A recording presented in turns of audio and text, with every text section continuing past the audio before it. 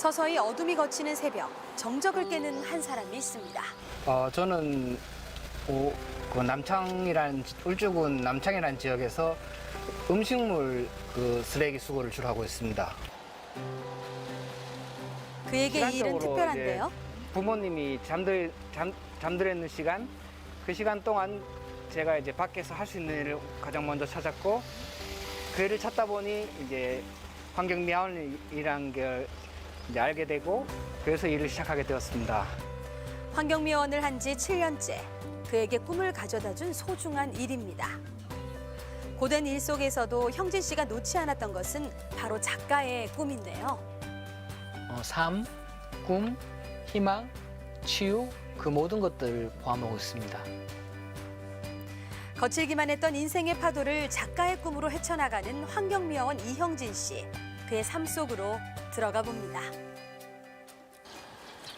밤 11시에 시작된 일은 아침 7시가 돼서야 끝이 났습니다.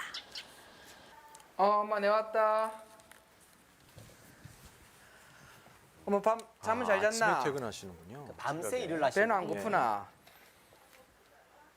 내 빨래 좀 널고 밥에서 같이 밥 먹자, 엄마. 잠깐 기다리래. 퇴근하자마자. 자신이 일을 하는 동안 홀로 계신 어머니를 걱정했던 형진 씨. 어머니 역시 밤사이 힘들게 일했을 아들을 위해 서둘러 함께 아침 식사를 준비합니다. 서로를 걱정할 수밖에 없는 이유는 바로 가족이라곤 둘뿐이기 때문이죠. 눈이 안 보셔가지고 여기 제대로 뭐 한 번씩 못 올리시거든요. 근데 웬만하면 어머니도 이제 움직이셔야 되니까 계속. 너무 안 움직이다. 예, 그래 처음에는 저 혼자 있었는데 이제 조금씩 이제 같이. 그런데 선생님이 너무 움직여야 된다고. 맞습니다. 6년 전 경주에서 일을 하던 형진 씨는 어머니가 쓰러졌다는 소식을 듣고 무작정 울산으로 향했습니다.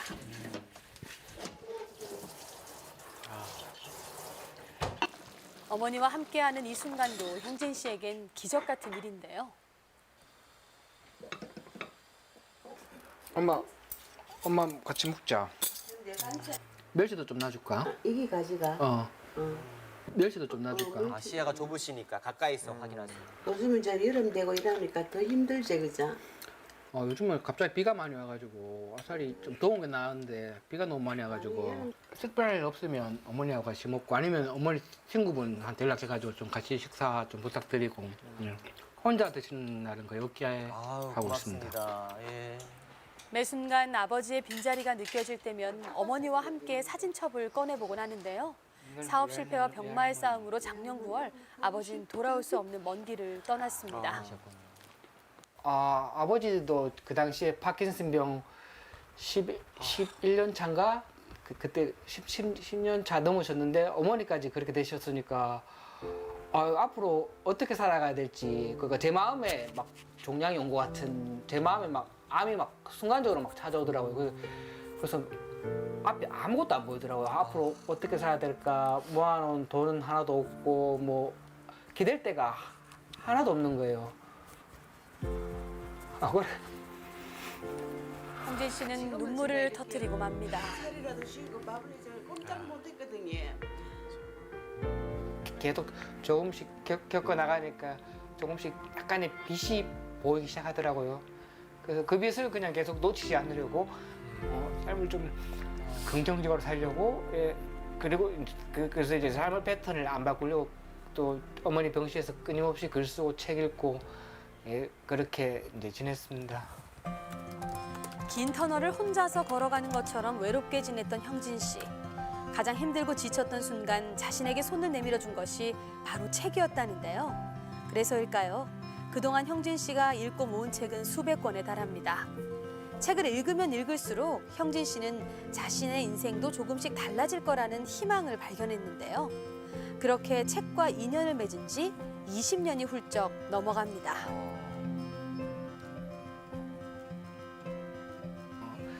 군대 제대하고 아버지 따라 어떤 선생님 댁에 갔었는데 그 선생님이 이제 말씀하시는 게 너무 박식하시고 그래서 이제 그 선생님 보면서 이제 그 선생님 댁에 있는 서재 책이 정말 많았어요. 그러니까 제가 평소에는 책을 전혀 읽지 않았는데 거기 있는 책을 수많은 책들을 보면서 그냥 책 한 권을 그냥 빼서 봤는데 책이 너무 재밌는 거예요. 그 전에는 책이 이렇게 재밌는 건지 전혀 생각해 본 적이 없었는데 그 선생님 댁에 있는 서재 꼽힌 책 읽으면서 아 책이 정말 재밌구나. 그리고 또 그렇게 많은 책을 읽고 어떤 이야기를 해주시는데 제 가슴에 꼭꼭 와닿는 이야기를 해주셨거든요. 책을 읽으면서 자연스럽게 생겨난 작가의 꿈. 아픈 부모님과 함께한 6년의 세월을 글로 어머니의 담아냈습니다.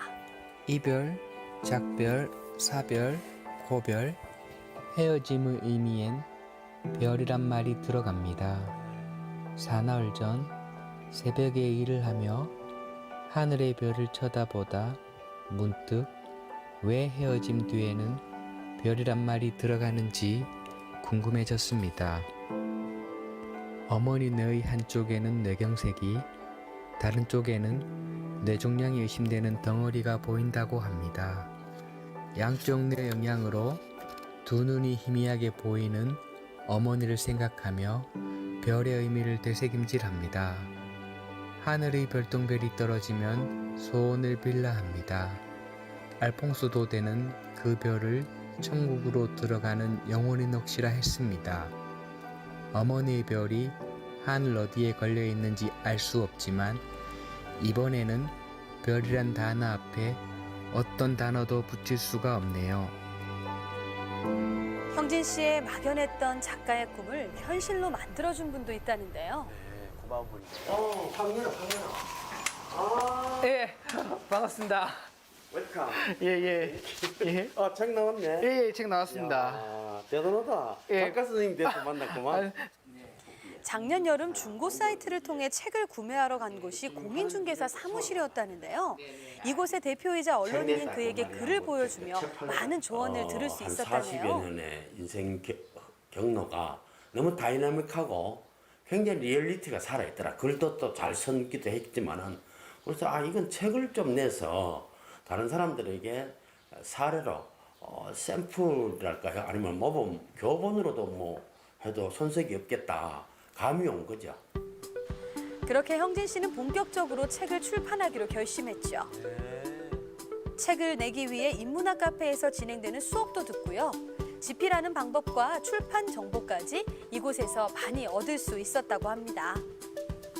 여기서 만난 또 다른 은인 윤창영 작가는 형진 씨에게 아낌없이 주는 나무 같은 존재가 됐다는데요.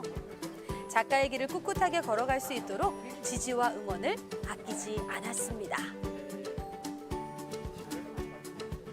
책을 낸다는 거는 일단 굉장히 큰 의미를 가지죠. 그러니까 독자로 살다가 이 작가가 책을 굉장히 좋아해가지고 집에서 굉장히 책을 많은 걸 알고 있는데 이제 작가가 된다는 것은 이제 독자에서 작가로 바뀐다는 의미가 있는 거고 그다음에 뭐 책을 낸다는 것은 굉장히 여러 가지 의미가 있죠. 자기 인생이 변곡점이 되기도 하고 자기 인생을 정리할 수도 있고 근데 살아온 과정을 한번 돌이켜보는 어떤 그런 기회가 되기도 하고 그 노력의 결과 형진 씨의 인생에 담긴 책 한 권이 세상의 빛을 보게 됐죠. 수많은 경험과 부모님과 함께한 세월이 빚어낸 작품이 됐습니다. 아마 대다수 부모와 자식과의 관계가 좋은 분들도 많겠지만 저처럼 때로는 어긋난 분들도 꽤 많다고 생각합니다. 근데 그 어긋남이 어떤 누구의 잘못이 아니라 그 자체가 큰 의미가 있고 그것을 통해 가지고 자신의 삶을 더 잘 이해할 수만 있다면 그거보다 더 좋은 건 없는 것 같습니다. 이건 제 개인적 경험이기 때문에 제가 이렇게 얘기할 수 있는 것이고 저 역시도 이제 제가 받은 상처들이 상처가 아니었구나. 그냥 제 삶의 일부분이었고 그 덕분에 다시 한번 제 삶을 성찰하고 돌아볼 수 있는 계기를 마련하게 되었습니다. 어둠이 있으면 빛이 있고 역경이 있으면 희망이 있듯 어려움을 겪고 있는 많은 사람들에게 위로가 되고 싶은 환경미화원 작가 이형진 씨. 그는 오늘도 새로운 도전을 꿈꿉니다. 그 숨은 그림 찾기, 보물 찾기 하는 기분으로 이 일을 하면서 많은 것을 느끼고 또 실제로 많이 글을 적어 놓게 됐습니다. 이번에 책 출판한 것처럼 다시 한번 출판에 또 한번 도전해 보고 싶습니다.